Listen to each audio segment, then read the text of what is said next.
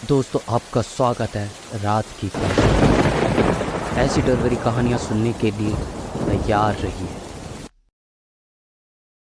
कहानियों की काल्पनिक दुनिया में आपका स्वागत है। सुनाने जा रहा हूँ मिरर भाग 2। अब तक आपने देखा Aryan Mishra Blue Moon hotel visit करता है। वहाँ पर आर्यन को 7 रहस्यमय मिरर मिलते हैं, जिसके बाद आर्यन कहीं लापता हो जाता है। केस सॉल्व करने के लिए डिटेक्टिव बोरिस को बुलाया जाता है। डिटेक्टिव बोरिस को 7 मिरर के बारे में पता चलने के बाद वो उस होटल में रुकने का फैसला करते हैं। बाद में मिरर अपने असली रूप में आते हैं और डिटेक्टिव बोरिस से कुछ सवाल पूछते हैं। सवाल कठिन होने के कारण डिटेक्टिव बोरिस उनका जवाब बड़ी ही मुश्किल से दे पाते हैं, जिसके बाद डिटेक्टिव बोरिस अपने कुछ सवाल उन आईनों से पूछते हैं। उसके बाद डिटेक्टिव बोरिस विलियम को एक नोट देते हैं। अब आगे। ऐसा क्यों बोरिस? क्यों मैं इस लेटर को अभी क्यों नहीं खोल सकता? डिटेक्टिव बोरिस से विलियम ने पूछा। वो इसलिए क्योंकि आज की रात कुछ अलग होने वाली है। शायद मैं बच भी ना सकूं, इसलिए अब मेरी जान तुम्हारे हाथों में है।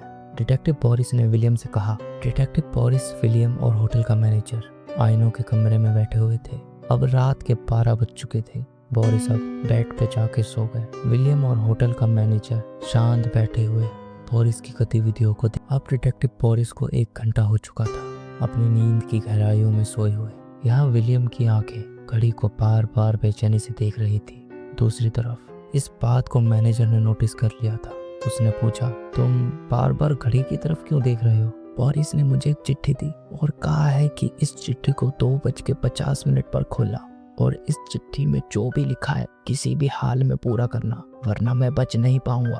और इसके साथ बोरिस ने एक बात और भी कही कि इससे पहले किसी को भी मुझे हाथ मत लगाने देना, चाहे मैं कितनी ही पीड़ा में रहूं। विलियम ने होटल के मैनेजर से कहा।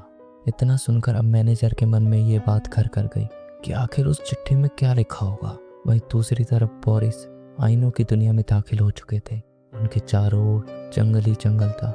जहां तलक नजर जाती सिवाय सन्नाटे के कुछ ना था। बोरिस अब आगे बढ़ने लगे, पर उन कच्चे रास्तों पर चलना आसान न था। चलते चलते काफी समय हो गया था। वो सुनसान जगह खत्म होने का नाम ही नहीं। थोड़ी दूर से बोरिस के सामने से एक आदमी शॉल ओढ़े, हाथ में डंडा लिए बोरिस की तरफ बढ़ रहा था। इतनी देर में बोरिस उस आदमी से कुछ पूछ पाते। उस आदमी ने कहा, जहाँ से ये सब शुरू हुआ है वहीं खत्म होगा। उस आदमी ने कहा। उस अंधेरे से भरे जंगल में थोड़ी दूर चलने पर बोरिस को रोशनी सी नजर आने लगती है। पास जाने पर पता चलता है कि ये वही होटल है जहाँ से इन सारी चीजों की शुरू। असली दुनिया में विलियम घड़ी को निहार रहा था, जिसमें अब 1:30 बज चुके थे। बीतता हुआ समय विलियम की बेचैनी को साफ दिखा रहा था। वो बार बार अपने से सवाल पूछ रहा था कि आखिर बोरिस ने उस नोट में लिखा क्या होगा जो उनकी मौत और जिंदगी से जुड़ा है, और बोरिस ने उसे सोते हुए हाथ लगाने से क्यों मना किया है। डिटेक्टिव बोरिस होटल पहुंच चुके थे। पूरा होटल सुनसान पड़ा था, मानो जैसे इस दुनिया में सिवाय बोरिस के कोई ना था। बोरिस होटल के कमरों की तरफ बढ़ते हैं, जहां कमरे दीवारों से एक के बाद एक लगे होते हैं। हर कमरे पर लिखे हुए नंबर उल्टे होते हैं। बोरिस को हर कमरों से दर्द और चीखों की आवाज आ रही थी। डिटेक्टिव बोरिस ने रूम को खोल के देखा, पर वो रूम खाली था। एक एक करके डिटेक्टिव बोरिस ने हर रूम को देखा। वो रूम भी बाकियों की तरह खाली थे। अब डिटेक्टिव बोरिस के सामने एक आखिरी दरवाजा था, पर वो बाकी दरवाजों से अलग था। जहां होटल के सारे दरवाजे सफेद रंग के थे, वहीं दूसरी ओर वो दरवाजा पूरा काला था, जिस पर रूम नंबर 666 लिखा था। डिटेक्टिव बोरिस को कुछ अनहोनी का एहसास हो रहा था। उन्हें कुछ अच्छा महसूस नहीं हो रहा था।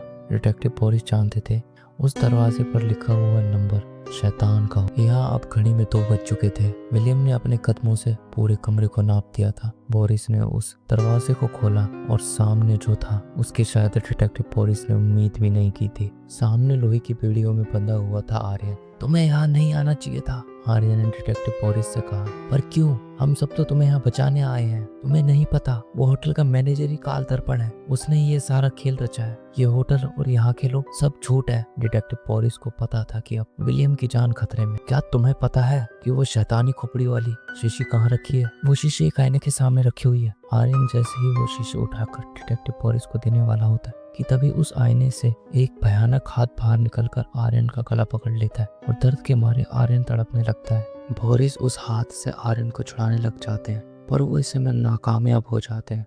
और अचानक एक और हाथ बाहर निकलता है और बोरिस का गला पकड़ लेता है। उस आईने के ठीक पास वो शैतानी खोपड़ी वाली शीशी रखी हुई थी।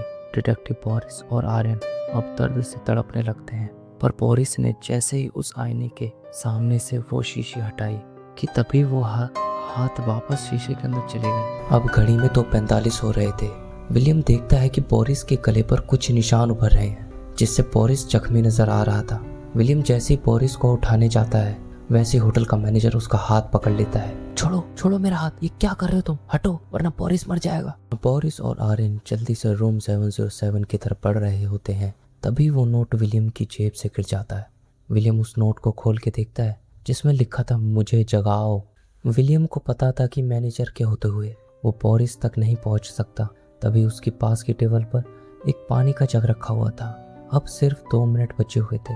यहाँ बोरिस और आर्यन रूम के अंदर दाखिल हो चुके थे और वो आईनों के कमरों की तरफ बढ़ रहे थे, जहाँ वो 7 आईने थे। विलियम ने उस जग को उठाया और उसमें मौजूद पानी बोरिस के चेहरे पर फेंक दिया और बोरिस और आर्यन उस 7वें आईने में कूद जाते हैं, जिससे वो दोनों असल दुनिया में आ जाते हैं।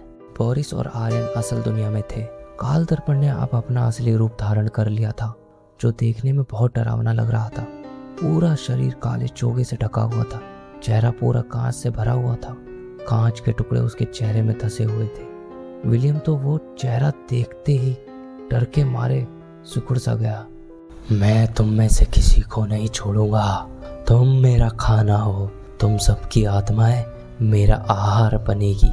इतना कहा ही था कि काल दर्पण के हाथों से एक अनजान रोशनी निकलने लगी।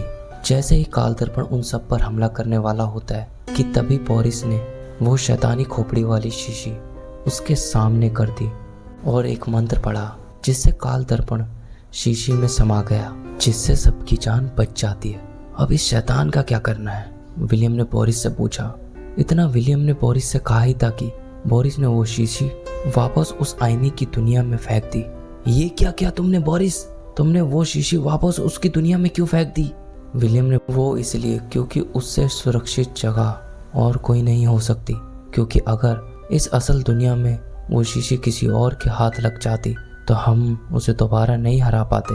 आर्यन डिटेक्टिव बोरिस को थैंक्स कहते हुए अब तीनों बाहर की ओर आ जाते हैं। डिटेक्टिव बोरिस, आर्यन और विलियम के होटल के बाहर आते ही वो पूरा का पूरा होटल उनकी आंखों से ओझल हो जाता है। ये क्या हुआ बोरिस, ये होटल किधर गायब हो गया? विलियम ने डिटेक्टिव बोरिस से पूछा। ये पूरा का पूरा होटल बस हमारी आंखों का धोखा था, जिसे काल दर्पण ने बनाया था, और ये होटल इस तरह बनाया गया था कि देखने वाले को असली लगे और लोग उसके जाल में फंस जाते। चलिए अब मिलता हूँ एक और नई कहानी के साथ। तब तक के लिए इंतज़ार कीजिएगा रात की दहशत का।